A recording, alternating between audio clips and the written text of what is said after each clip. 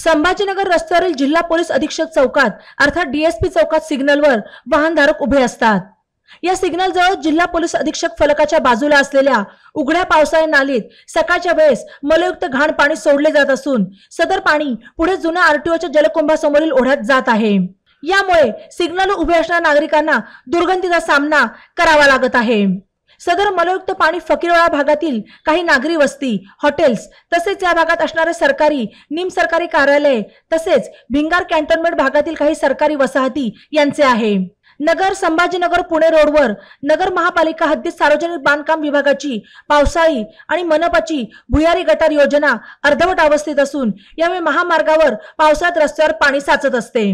सदर मार्गावरील पावसाळी आणि भुयारी गटारीचे काम मनपा, सार्वजनिक बांधकाम आणि भिंगार कॅन्टोन्मेंट यांनी पूर्ण करावे अशी मागणी होत आहे। ई नवा मराठा यूट्यूब चॅनलला सबस्क्राइब करा आणि बेल आयकॉनवर प्रेस करा।